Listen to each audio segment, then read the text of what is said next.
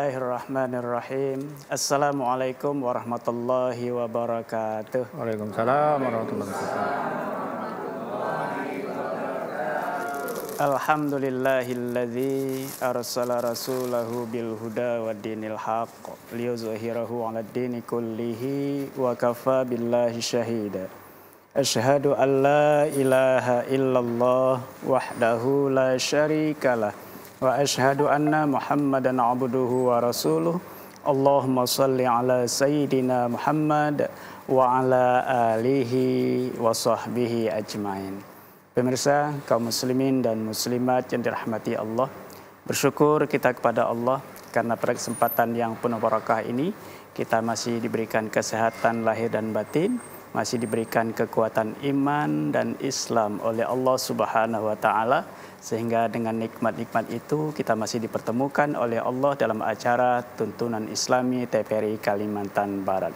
Pemirsa yang dirahmati Allah, setiap manusia pasti mempunyai kesalahan. Manusia yang baik bukanlah manusia yang tidak pernah berbuat salah. Tapi manusia yang baik adalah manusia ketika dia berbuat salah. Dia sadar akan kesalahannya, mohon ampun dan minta maaf kepada yang dia berbuat salah itu.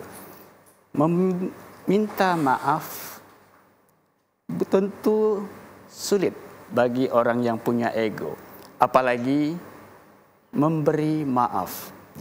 Tapi di bulan Syawal ini ketika kita rajin bersilaturahim, saling meminta dan memberi maaf, tentu keutamaannya sangat luar biasa yang diberikan oleh Allah Subhanahu wa taala.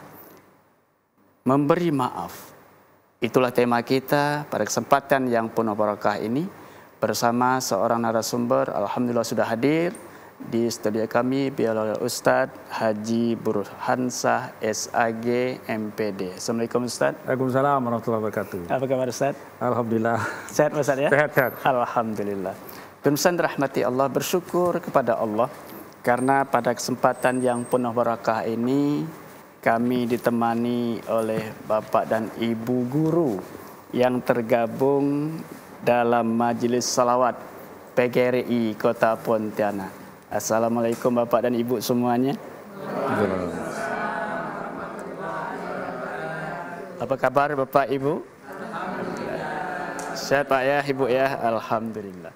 Pemirsa rahmati Allah, sebelum kita memulai kajian kita tentang memberi maaf, keutamaan memberi maaf, terlebih dahulu kita dengarkan lantunan salawat yang disampaikan oleh Bapak Ibu yang tergabung dalam Majelis Salawat PGRI Kota Pontianak. Silakan Bapak dan Ibu.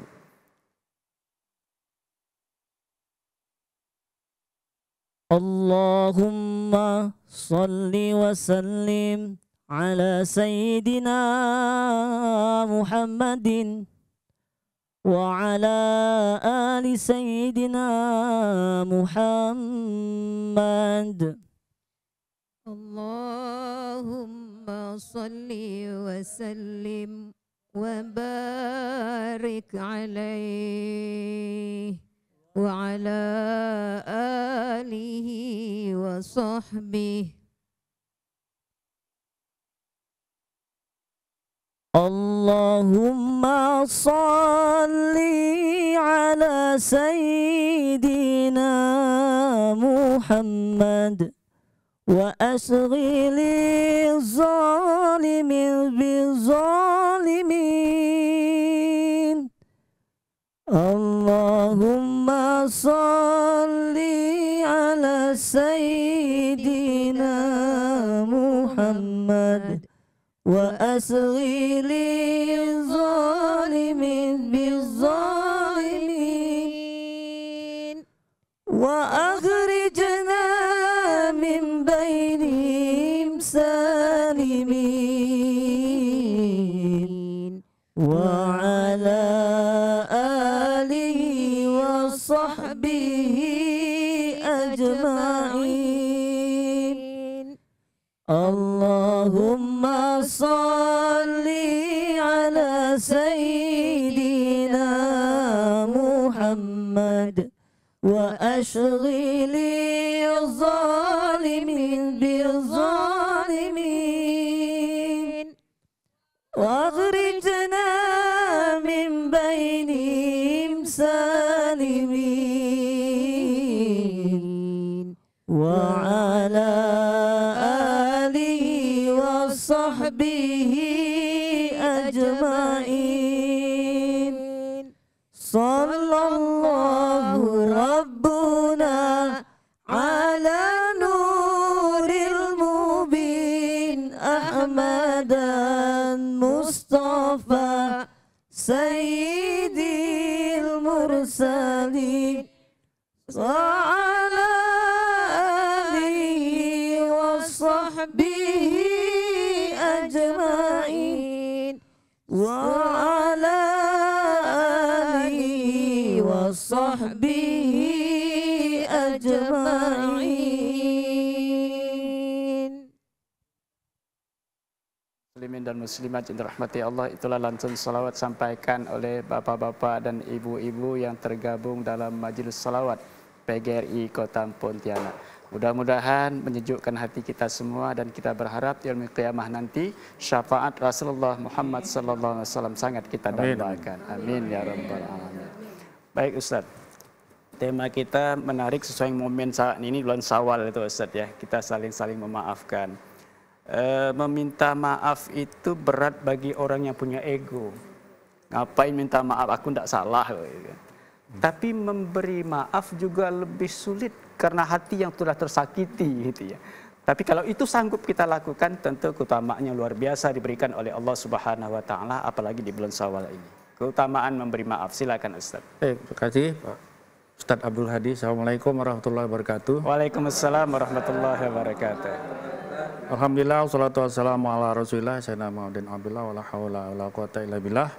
Terima kasih pimpinan TVRI Kalimantan Barat, Pak Hadi, moderator, terima kasih pembawa acara, presenter. Terima kasih teman-teman guru dan terima kasih pemirsa. Dalam kehidupan ini kita sering ya mengalami yang namanya kekecewaan akibat dari ucapan orang lain, dari kebijakan teman, gitu. Dari buruk sangka orang lain. Kita mulai kekecewaan dari fitnah orang lain, sering itu. Itu secara garis besar. Kalau dalam keluarga biasanya kecewa karena masalah pembagian harta warisan misalnya. Di jalan raya misalnya, banyak hal-hal orang yang ego di jalan raya membuat kita marah yang harus mau tidak mau kita maafkan gitu. Dalam unit kerja misalnya kadang-kadang kita kecewa dengan pimpinan, pimpinan kecewa dengan bawahan. Kemudian dalam hasil pemilu kadang-kadang kita pun biasa kecewa gitu dengan hasil pemilu. Jagoan kita misalnya kalah, menyebabkan marah. Dan marah itu akhirnya bisa diformalkan oleh orang dalam bentuk tuntutan. Dilaporkan ke kejaksaan misalnya, dia tidak bisa memaafkan, dilaporkan ke kejaksaan, kepolisian, dilaporkan ke petun, bahkan dilaporkan ke PA misalnya, ke Pengadilan Agama. Dalam kasus-kasus yang seperti itu berarti tidak ada kata maaf lagi. Yeah. Tetapi misalnya kalau masih ditangani oleh penyidik itu masih bisa nego. Ada kemungkinan bisa saling memaafkan. Tapi kalau sudah masuk pengadilan itulah kasus-kasus yang tidak bisa dimaafkan lagi masuk pengadilan. Banyak orang yang tak bisa memberikan maaf ini akhirnya kasusnya masuk di pengadilan. Pak Abdul Hadi dan juga pemirsa, dalam Al-Quran itu banyak juga digambarkan ya beberapa kisah Nabi ya, yang pada akhirnya beliau juga tidak bisa, beliau para Nabi mulia itu sudah saking tak tahannya tidak bisa memaafkan juga dia. Misalnya katakanlah kisah Nabi Nuh misalnya. Kisah Nabi Nuh itu dalam surah Nuh ayat 26-27 misalnya itu ya. Saking Nabi Nuh itu marah sekali ya dengan orang kafir itu. Karena apa? Karena istri dia jadi kafir, dibuat orang kafir itu kan. Kemudian anak dia yang bernamakan anakku jadi kafir. Sehingga Nabi Nuh itu marahnya bukan ngajak perang, tapi ngadukan lewat doa. Ya. Qala rabbi la tazar ala ardi minal kafirina dayyara. Innaka in tazarhum yudillu ibadak wala yalidu illa fajiran kafara. Marahnya Nabi Nuh yang udah ratusan tahun berdakwah, kemudian anaknya ajak kekafiran, akhirnya dia tidak marah emosional, tapi ngadu pada Allah. Ya Allah, janganlah kau bikin orang kafir itu hidup di muka bumi ini. Sesungguhnya engkau tahu kalau orang kafir itu dibiarkan hidup di muka bumi ini, maka dia akan banyak mengajak orang ke dalam kesesatan. Dan juga dia akan melahirkan anak-anak yang fajir, anak-anak yang durhaka, dan juga anak-anak yang kafir. Gitu. Dalam marahnya Nabi Nuh itu diungkapkan dalam sebuah doa. Gitu. Itu ya, jadi berbeda lagi dengan Nabi Yunus dalam surah Al-Anbiya misalnya. Nabi Yunus itu marah karena kaumnya tidak mau ngikut dia, ya kan, akhirnya dia lari. Sebelum ada perintah Allah, kata Nabi Yunus ini bakalan ada musibah nih, dia lari meninggalkan kaumnya sebelum ada perintah dari Allah untuk lari. Ya, akhirnya Nabi Yunus naik kapal, singkatnya harus terjun, akhirnya ditelan ikan yang besar kan. Nah, di dalam itu dia digambarkan oleh Allah dalam surah Al-Anbiya itu ya, wazannun ya, izahaba muqadiban, dia pergi dalam keadaan marah, lalu Allah tak suka dengan dia marah itu, lalu akhirnya dia harus masuk ke laut, dan di dalam laut itu dia berdoa la ilaha illa anta subhanaka inni kuntu minadz zalimin. Nah, itu kisah nyata, amarah yang tidak bisa dibendung. Tapi Nabi Yunus ini masa hidupnya sekitar 100-an tahun ya, jadi dakwahnya tidak lama. Pak Ustadz, menarik. Ketika Nabi Nuh tadi ya, marah mengadu kepada Allah Subhanahu Wa Taala. Tapi Nabi Yunus ketika marah lari gitu ya, sehingga lari dalam kemarahan. Hikmah apa yang dapat kita ambil dalam kehidupan kita saat ini? Ya, Allah itu tidak suka kita lari dari keadaan yang membuat kita marah itu. Makanya kalau mau lari itu istikharah dulu ya. Tenang dulu gitu ya. Tenang dulu, jangan segera atau terburu-buru mau lari gitu.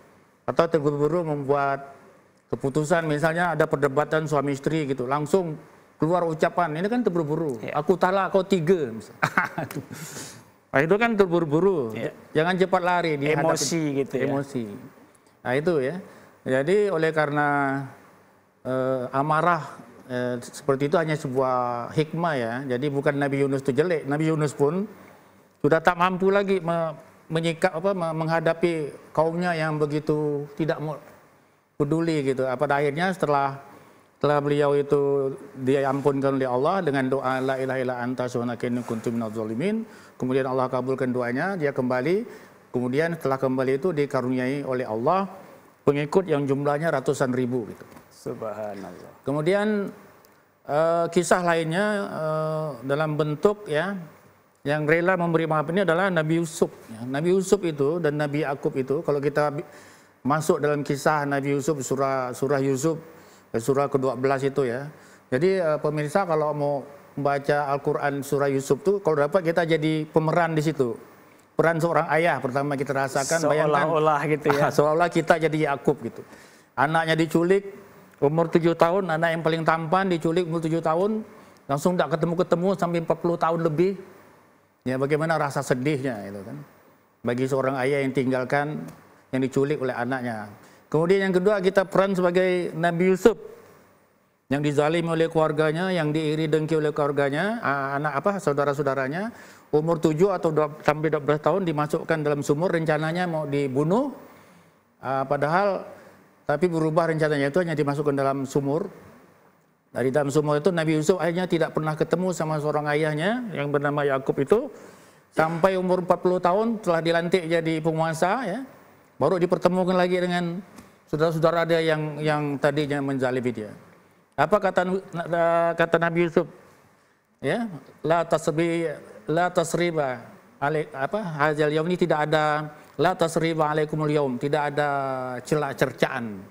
Nabi Yusuf memaafkan kesalahan saudara-saudaranya. Artinya tidak, walaupun sudah disakiti, tapi Nabi Yusuf tidak dendam. Tidak marah. Memaafkan sebelum orang meminta maaf. Itu kan luar biasa. Dia minta maaf. Saudara-saudaranya itu minta maaf. Dia minta maaf. Ya. Kemudian malu, ya kan? Namanya sudah ketahuan, aku Yusuf. Dalam Al-Quran itu kan. Kemudian saudara-saudara yang tadi yang membuli dia, yang membunuh, yang rencana membunuh dia. Aduh Yusuf, maafkan aku. Ternyata kami ini adalah orang-orang yang buat zalim padamu. Pokoknya macam-macam lah masing-masing itu ngomong. Kata Nabi Yusuf, hari ini tidak ada cercaan, tidak ada. Sudah saling memaafkan. Gitu Aku sudah maafkan, kata Yusuf. Nah, seperti itu ya. Nanti kita lanjutkan Pak Ustaz, bagaimana Nabi Yusuf memaafkan saudara-saudaranya yang sudah menzalimi dia berpuluh-puluh tahun. Bapak dan Ibu tetap di studio, pemirsa kaum muslimin dan muslimat yang dirahmati Allah, tetaplah bersama kami dalam tuntunan Islami TVRI Kalimantan Barat setelah jeda berikut ini.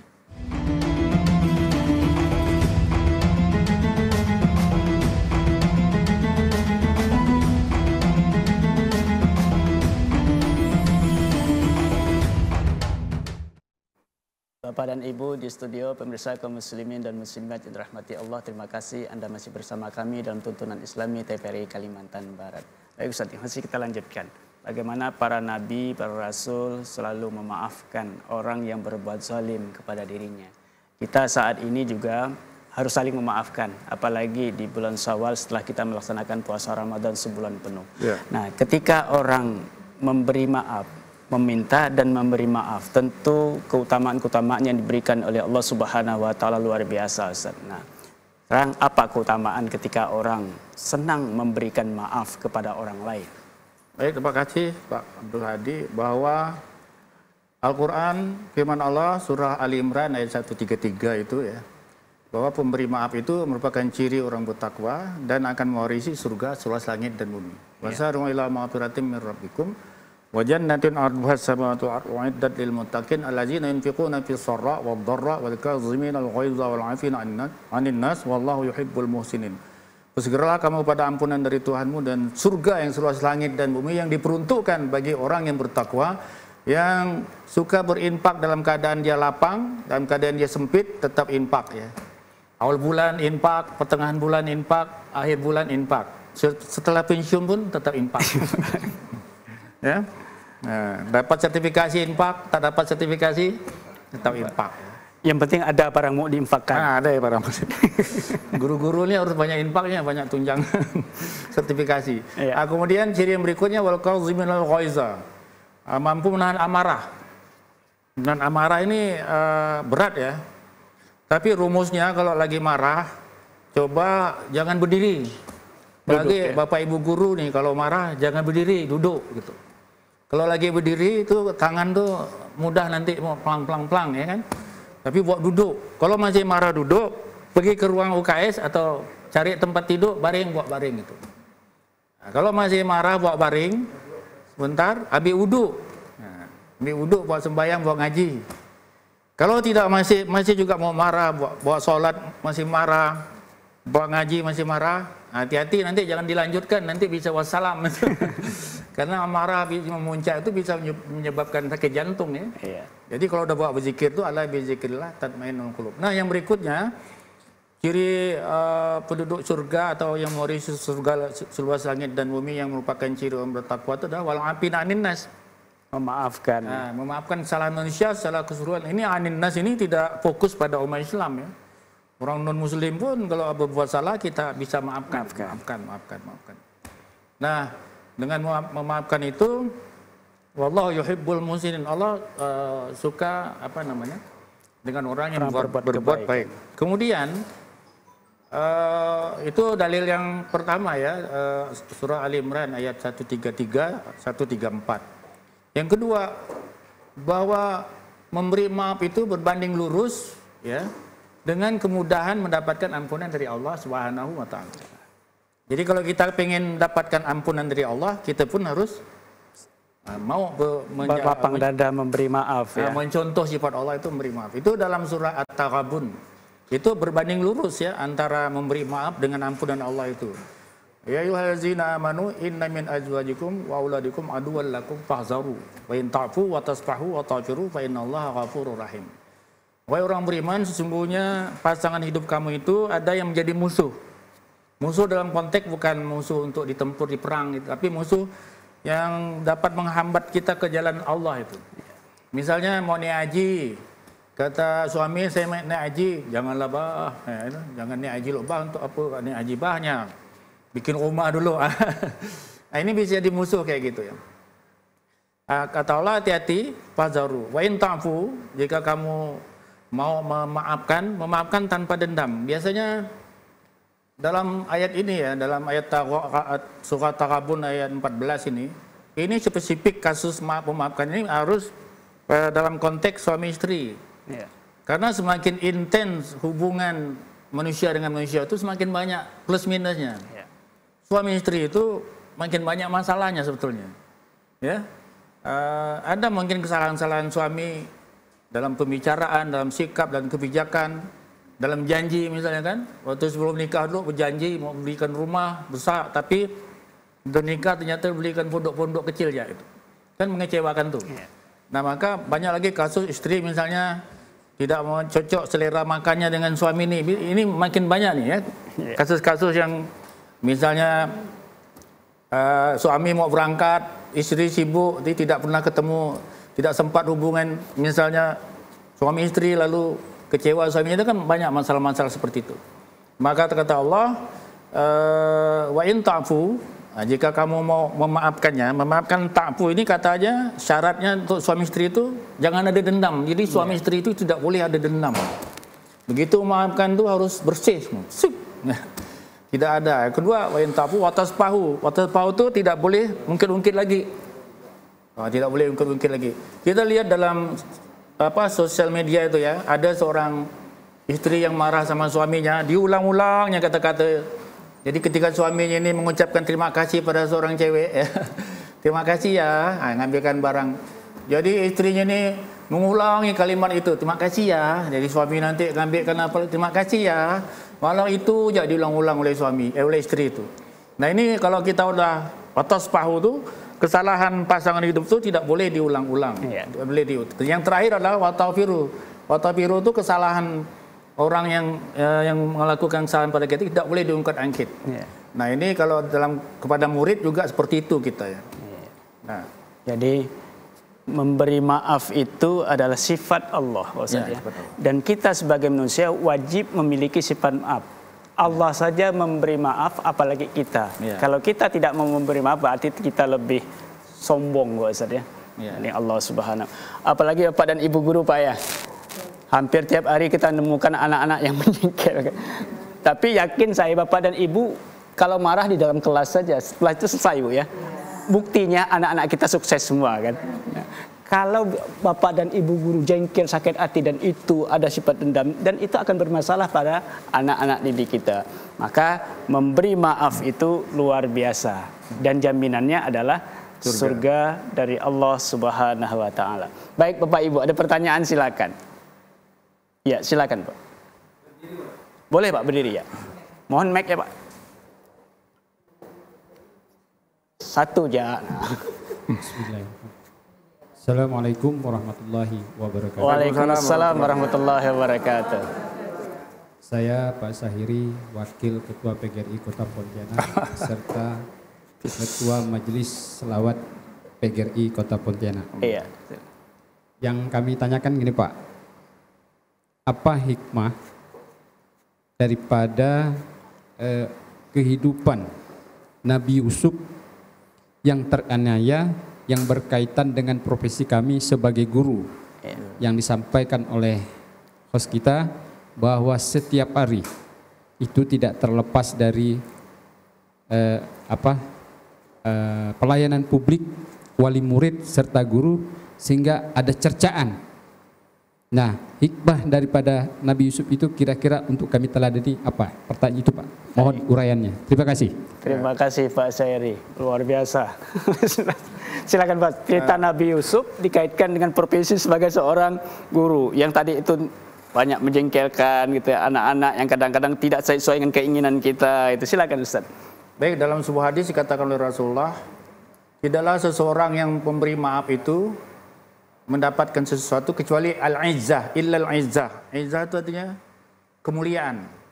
Jadi kalau ini dikaitkan dengan kisah Yusuf, dikaitkan dengan guru, maka guru itu akan mendapatkan kemuliaan. Walaupun guru itu sudah meninggal dunia, dia akan tetap jadi kenangan bagi murid-muridnya. Saya punya guru dulu, ya kan? Kemudian sangat menjadi orang yang saya kagumi. Sampai sekarang beliau udah tidak ada, saya tetap apa? Mengaguminya gitu. Mengagumi, tetap memuliakannya, tetap menceritakan kebaikannya.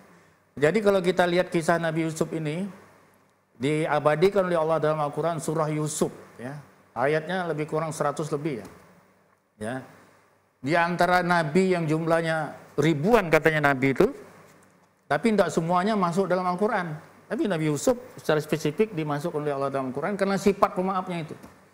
Karena Allah menghargai, mengapresiasi daripada sifat Nabi Yusuf dan Yakub itu yang bayangkan 40 tahun terpisah sama ayah, sama ibu, sama saudaranya. Saya kalau masuk dalam kisah ini sebagai seorang ayah, saya pernah ngalamin. Anak saya hilang di Masjid Mujahidin itu pas ada acara, 3 jam menghilang dari kami. Begitu ketemu yang namanya Berpelukan ini luar biasa. Cemas.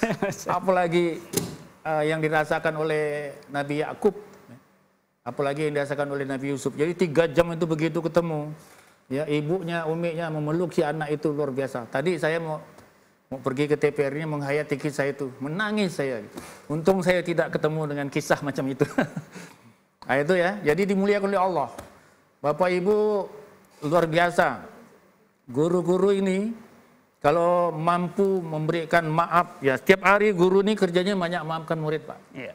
Begitu udah tamat, murid-murid tuh tampak sekali Bapak itu dimuliakan Bapak Ibu guru. Yang dicarinya guru tuh, ya nangis dia, nangis air matanya, bukan disuruh-suruh nangis tuh saat perpisahan itu, nangis sejadi-jadinya.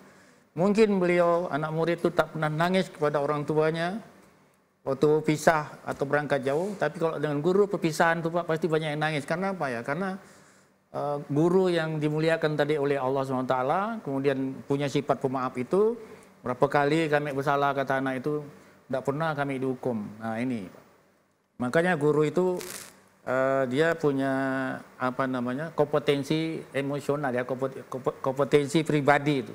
Di antara kompetensi pribadi itu dia harus cerdas emosional. Nah inilah guru-guru ini insya Allah akan dimuliakan oleh Allah karena setiap hari harus memaafkan muridnya. Tiap hari, tiap hari itu harus marah tahan. Apalagi sekarang ada undang-undang perlindungan anak nomor berapa itu ya, nomor 35 atau berapa. Tidak boleh guru itu bersuara nyaring di depan anak. luar biasa Mas Ustaz, Bapak dan Ibu guru ya. Profesi sebagai guru luar biasa, mulia. 36 dalam kelas yang dihadapi 36 karakter Ya. dan macam-macam jenis sifat dan tabiatnya. Ada yang buat kita ketawa, ada kadang-kadang buat menyingkirkan. Tapi setelah itu selesai, Ustaz ya, Bapak Ibu ya, selesai. Tidak ada dendam, tidak ada marah. Kalaupun marah-marah hanya di dalam kelas saja, itu pun untuk perbaikan dan memperbaiki karakter dan akhlaknya. Bukan marah karena dendam, bukan marah karena apa. Karena supaya dia memperbaiki karakter dan akhlaknya. Dan itu lebih penting. Ilmu itu bisa dipelajari di mana saja. Sekarang YouTube, Google di tangan anak-anak, Ustaz ya. Dia dapat ilmu dari mana saja. Tapi pembinaan karakter, pembinaan akhlak itu yang dari guru. Luar biasa. Silakan Bapak Ibu, ada pertanyaan lagi. Assalamualaikum warahmatullahi wabarakatuh. Tetap duduk aja Pak ya. Waalaikumsalam warahmatullahi wabarakatuh. Ini karena fenomena saat ini Pak. Ini kebetulan ada kawan seorang guru dan yang bertanya kepada saya, Pak, bagaimana atau apakah kita memberikan maaf kepada murid yang selalu berbuat salah? Apakah dia tidak akan semakin melonjak atau semakin kurang ajar dan dia menganggapnya kita seorang guru tuh dianggapnya remeh, Pak. Nah ini yang perlu supaya oleh Pak Ustadz supaya diuraikan, supaya yang memberikan pertanyaan ini supaya juga bisa mendengarkan. Mungkin itu Pak yang kami sampaikan. Assalamualaikum warahmatullahi wabarakatuh. Waalaikumsalam warahmatullahi wabarakatuh. Silakan Ustaz. Malah dia ya salah minta maaf dimaafkan, tidak salah lagi, maafkan lagi. Silakan Ustaz. Baik. Pertama hadis Nabi ya, saya akan terjemahnya bahwa kata Rasulullah, orang yang paling kuat itu adalah orang yang mampu memberi maaf ketika dia punya kesempatan untuk membalas. Nah, itu ya. Itu hadis Rasulullah itu. Jadi dia berkuasa terhadap murid itu, misalnya dia lebih besar, lebih cerdas, tapi muridnya itu diberikannya maaf gitu. Nah, itulah orang yang hebat. Lantas apakah sang murid ini tidak makin melonjak gitu kan? Ya tentunya dengan memperhatikan ya etika-etika yang pantas dalam dunia pendidikan tentunya ya. Kita akan mengupayakan ada teknik-teknik mungkin Bapak lebih paham dari kita ya kan, bagaimana cara mengupayakan si anak itu bisa berubah melalui umpamanya bimbingan dan konseling ya kan. Kalau dia semakin melonjak itu tentu ada usaha-usaha dari pihak kepala sekolah, mungkin BP, mungkin orang tua muridnya dipanggil gitu kan. Tapi dalam konteks awalnya kita ini harus mau dulu, ya kan? Itu salah lagi, mau lagi kita udah siap dengan memaafkan. Nah, kalau ditemukan kasus makin sering itu Pak Nazari bahwa di dalam khutbah Jumat itu ya, kita sering diperintahkan oleh Allah melalui surah Muhammad ayat 19 ya. Fa'lam annahu la ilaha illallah fastaghfir li dzambika walil mu'minina wal mu'minat. Di situ kita diperintahkan oleh Allah, mintalah kamu ampun kepada Allah untuk dirimu dan untuk kaum muslimin muslimat. Itu jangan lupa. Nah, ketika kita bertemu dengan murid-murid yang macam gini, Pak, yang degil kayak gitu, yang ya malam tahajud ataupun salat 5 waktu kita doakan, ya Allah ampunkanlah Fulan bin Fulan tuh. Baca Pak sampai 100 kali Pak. Kalau semalam belum bisa berubah seminggu. Kalau seminggu belum bisa berubah 40 hari insya Allah. Terus didoakan Ustaz ya. Terus didoakan. Berubah. Itu dalilnya ada. Dalilnya untuk mendoakan orang beriman itu ya surah Muhammad ayat 19. Dan alhamdulillah saya mempraktekkan ini Pak, ya kan, Pak Ustadz dan para pemirsa. Ada orang-orang yang menjengkelkan saya tuh. Saya doakan, ya ampun kalau si Fulan itu ya Allah. Bukan saya doakan dia dapat celaka, saya minta kepada Allah dia diampunkan. Ternyata dalam waktu-waktu tertentu ke depannya, 1 tahun, 2 tahun berubah arah. Yang tadinya tidak mau cium tangan kita itu. dalam petikan penghormatan. Iya. Ya. Luar biasa Pak ya.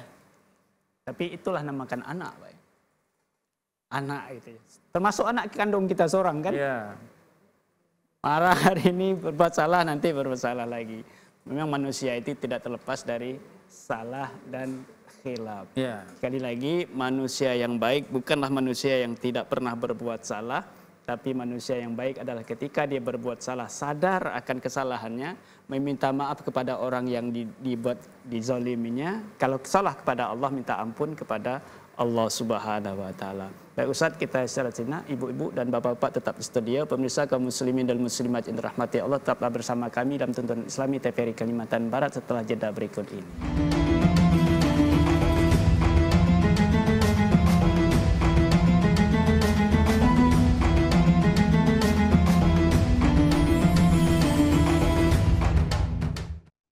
Bapak dan Ibu, pemirsa kaum muslimin dan muslimat yang dirahmati Allah, terima kasih Anda masih bersama kami dalam Tuntunan Islami TVRI Kalimantan Barat. Baik Bapak, kita lanjutkan. Silakan Ibu kalau ada pertanyaan lagi. Iya, silakan Pak. Waalaikumsalam warahmatullahi wabarakatuh. Perkenalkan, nama saya Muhammad Taufik, guru SMA Negeri 7 Pontianak yang juga sekretaris PGRI Kota Pontianak. Iya. Ada kisah Nabi Yunus yang sangat menarik tadi diceritakan atau dihikayatkan oleh Ustadz. Ada pertanyaan yang berhubungan dengan kehidupan sehari seorang guru. Ya. Itu apa hikmah yang bisa diambil dari kisah Nabi Yunus terhadap apabila marahnya seorang guru kepada murid? Iya. Apakah guru itu langsung tadi lari atau gimana selanjutnya itu? Baik. Silakan Pak Ustadz, mohon penjelasannya. Baik, terima kasih Pak Taufik. Kalau guru marah lari, nanti kayak Nabi Yunus pula ditelan ikan. Terus apa yang harus dilakukan guru ketika sedang marah? Hikmah terdapat dalam kisah Nabi Yunus, Ustaz. Jangan mencontoh Nabi Yunus ya, itu kan sebuah kisah hikmah ya. Iya. Bahwa seorang guru atau seorang nabi itu dilarang oleh Allah lari. Sebenarnya guru itu adalah warasatul anbiya ya. Guru itu adalah pewarisnya para nabi-nabi. Walaupun ilmunya bukan ilmu agama, tapi ada ilmu dunia yang juga diperintahkan oleh Allah untuk diajarkan, ikra ya. Ya. Kemudian bagi seorang guru yang kecewa karena sikap muridnya yang bandel dan sebagainya, ya, sebetulnya tidak boleh lari dari kenyataan itu. Ya, kalau memang kita lari dari kenyataan itu, berarti ingat bahwa Allah tidak suka, ya kan? Allah timpakan musibah pada Nabi Yunus. Nah, ketiga itu udah ada contoh seperti itu. Jangan lari kata Allah. Nanti kalau lari, nah kita nanti bahaya nih dapat macam gitu, macam Nabi Yunus kan? Itu Allah tidak suka, marah. Pokoknya sifat amarah itu Allah tidak suka. Makanya jangan lari. Apa yang harus dilakukan? Tunggu. Tunggu tadi makin banyak dia menjengkelkan kita ya kan. Tunggu. Makanya Allah sudah kasih obatnya. Maka Bapak Ibu sebagai pendidik ini ya minimal harus ada ayat Quran yang menjadi obat. Wa nunazzilu Quran ma huwa syifa wa rahmah lil mu'minin. Bacalah ayat Quran surah-surah pilihan ya. Untuk mengobati hati itu, karena ala bi zikrillah tatmainnul qulub. Kalau tidak sempat wudu, tidak sempat apa, baca ya ayat Quran itu misalnya yang surah pendek 3 kul itu ya, qul huwallahu ahad, ya qul a'udzu birabbil falaq, qul a'udzu birabbin nas, bacalah itu sebanyak-banyaknya.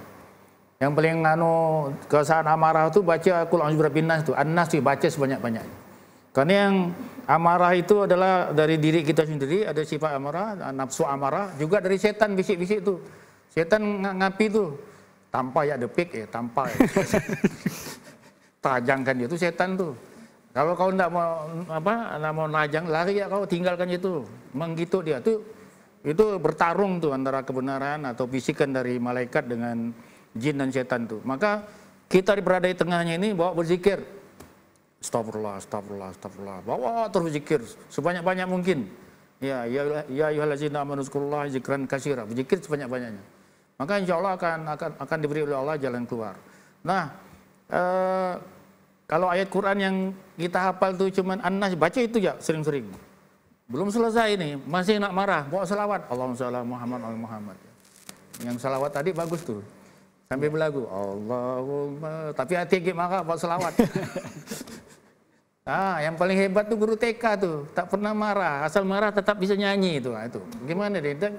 Lebih parah lagi guru TK itu kalau menghadapi anak-anak yang buang air besar di situ, ya, yang banyaklah hal-hal yang. Tapi dia tak pernah lari. Nah, jangan pula guru SMA kalah dengan guru TK nih.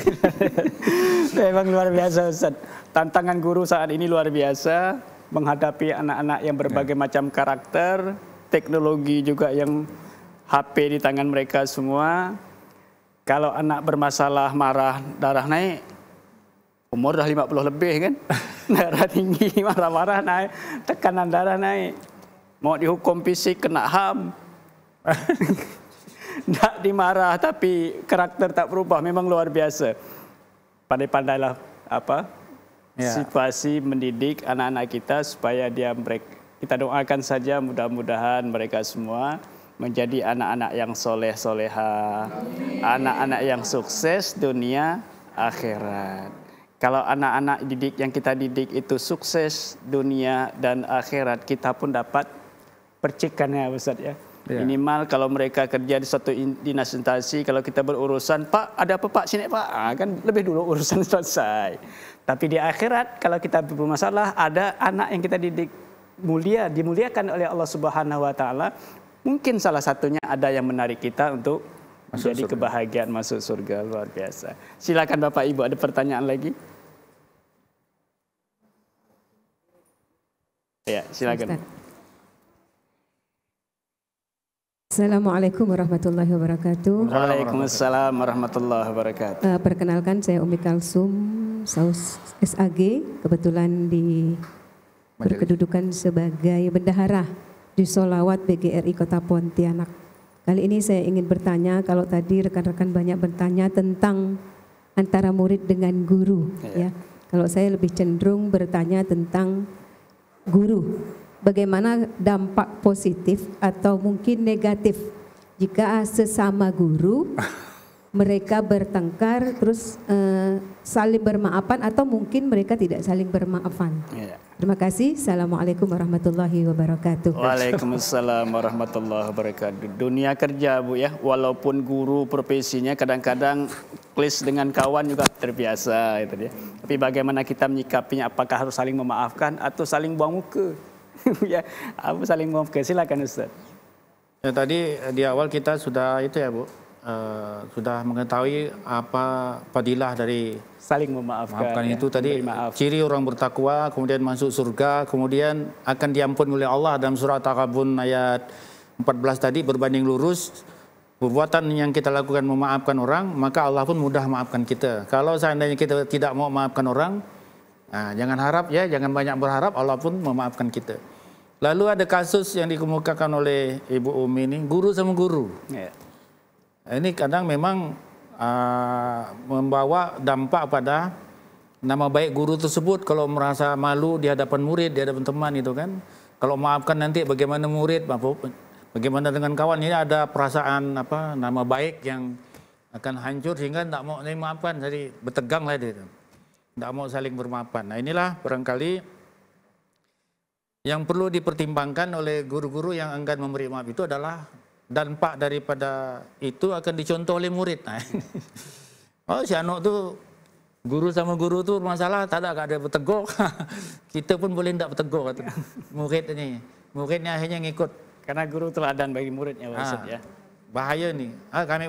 Kami pun tidak mau tegur, tidak tegur kak. Ngapa? Guru kami nyontohkan gitu. Seperti itu ya. Jadi tapi kalau guru ini mau saling memaafkan, positif ya. Maka ada murid bermasalah, guru kita nyontohkan ya, bagaimanapun. Ada kisah-kisah ulama misalnya Buya Hamka dengan Hasyim Asy'ari, berbeda pendapat itu kan. Yang satu NU, yang satu Muhammadiyah. Nah, beda pendapat ini panas di kalangan pengikutnya. Yang NU pakai kunut, yang Muhammadiyah tak pakai kunut. Tapi apa yang terjadi?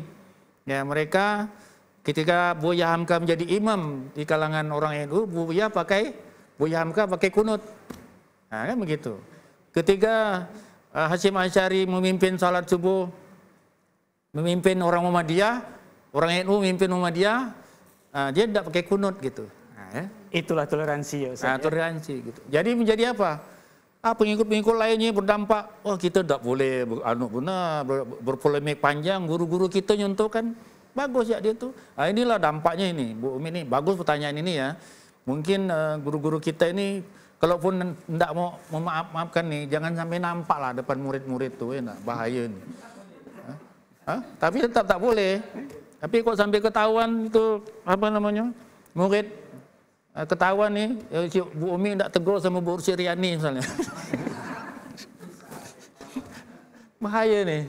Ya, jadi pelajaran negatif gitu ya. Auranya itu berkembang jadi negatif. Bahaya itu nak memperbaikinya itu juga bakalan payah. Enggak, kata guru kami lu enggak tegur biasa, yang lain ngikut-ngikut. Waduh, bahaya sekali. Nah, oleh karenanya memang guru ini akhirnya seperti pertanyaan Pak Taufik tadi itu ya. Memang digaji oleh negara ini, guru ini harus tak boleh marah gitu. Menurut saya tuh gaji guru itu digaji dengan tunjangan sertifikasi, dibayar dengan itu, memang tidak boleh marah. Tidak boleh marah. Ada namanya kompetensi sosial, ya. Kompetensi sosial guru itu tidak boleh tidak aku harus tetap aku gitu. Nah, disitulah barangkali nyambungnya dengan agama itu. Jadi mungkin peraturan pemerintah dalam menetapkan kompetisi guru pribadi sosial itu tadi adalah mungkin merujuk juga pada ayat Quran. Tidak boleh, tidak tegur. Pokoknya harus tegur. Kalau ada salah harus cepat saling memaafkan. Nah, ini luar biasa, tapi manakala ini mampu diterapkan, surga untuk guru tersebut, kemudian dia pun dapat ampun dari Allah, surga seluas langit dan bumi, dan dapat jadi contoh pula bagi murid-muridnya. Oh, kita dulu guru kita bagus kok, berdamai ya tuh walaupun ada masalah. Inilah dia. Guru digugu dan ditiru. Itu luar biasa, patah itu luar biasa Ustaz. Jadi ada gak pengawasan kita, Bu? Mau ke pasar macam-macam, ada murid lihat kan. Ada pengawas itu. Ada hikmahnya juga luar biasa. Nah, macam-macam ada guru, Pak kok Bapak gitu, Bu, kan luar biasa. Jadi kita juga harus berhati-hati dalam berakhlak dan berkarakter, karena kita jadi contoh bagi semua murid-murid kita. Luar biasa Ustaz, tinggal 2 menit waktu kita, silakan kalau ada pesan-pesan untuk pemirsa kita di rumah atau untuk majelis salawat kita, Bapak-bapak dan Ibu PKRI Kota Pontianak, silakan Ustaz. Baik, terima kasih. Meminta maaf itu tidak tidak secara real ya, tidak disebutkan Al-Quran kita tuh meminta maaf, tidak diperintahkan meminta maaf itu. Tapi memberi maaf tuh banyak disebutkan dalam Al-Quran. Bukan kalau kita cari dalam Al-Quran itu ada tak minta maaf, tidak ada kita harus meminta maaf gitu. Tapi dalam hadis banyak kita disuruh minta maaf. Tapi yang diprioritaskan oleh Allah dalam Al-Quran itu adalah sifat pemberi maaf. Artinya orang memberi maaf itu benar-benar dimuliakan oleh Allah. Nah, mungkin kita perlu belajar, termasuk diri saya nih, belajar memaafkan istri, memaafkan anak, ya kan? Istri, suami ini kadang punya masa lalu, ya kan? Maafkanlah, jangan diungkit-ungkit lagi. Kalau dah suami bersalah tu janganlah diungkit-ungkit lagi. Diungkit lagi. Kalau istri bersalah gitu kak, dulu kau gitu. Dulu kau tak mau sama aku. Sekarang mau, Allah kasihan yang kena ungkit nih. Nah, dah. Itu aja pesannya. Termasuk murid-murid, janganlah diungkit-ungkit lagi kalau dia salah, ya kan? Teman-teman, ya. Pokoknya begitu kita maafkan, habis. Ta'fu, tasfahu, wa tafiru. Apa itu ta'fu? Ta'fu, habis, jangan ada dendam. Ta'fu, jangan diungkit-ungkit. Tafiru, jangan disebarkan kesalahan itu. Ya. Begitulah aja kata. Selesai, Pak Ustaz. Selesai. Tidak ada lagi ganjalan. Jangan hanya sekedar mulut memberi maaf, tangan berjabat tangan, tapi hati masih jengkel. Itu sama kan? Bahannya sebatas fisik saja, tapi yang paling penting adalah di hati kita. Berjabatan tangan boleh, ucapan minta maaf boleh, tapi hati juga harus berlapang dada untuk saling memaafkan. Terima kasih Ustaz, mudah-mudahan yang singkat ini bermanfaat bagi kita semua. Amin. Ibu dan Bapak Guru juga terima kasih atas kehadirannya. Mudah-mudahan yang singkat ini bisa bermanfaat bagi kita, khususnya kita untuk saling memaafkan sesama guru maupun pada orang lain, lebih-lebih kepada anak-anak didik kita semua. Pemirsa kaum muslimin dan muslimat yang dirahmati Allah, demikian perbincangan kita kesempatan yang penuh barakah ini. Mudah-mudahan bermanfaat bagi kita semua. Bila taufiq wal hidayah. Assalamualaikum warahmatullahi wabarakatuh. Waalaikumsalam warahmatullahi wabarakatuh. Allahumma salli ala sayyidina Muhammadin tibbil qulubi wa dawaiha wa afiyatil abdani wa shifaiha wa nuril absari wa diyaiha wa ala alihi wa sahbihi wa sallim. Allahumma salli ala sayyidina Muhammadin tibbil qulubi wa dawaiha wa afiyatin abdani wa shifaiha wa nuril absari wa diyaiha wa ala alihi wa sahbihi wa sallim. Allahumma salli ala sayyidina Muhammadin tibbil qulubi wa dawaiha wa afiyatil abdani wa shifaiha wa nuril absari wa diyaiha wa ala alihi wa sahbihi wa sallim.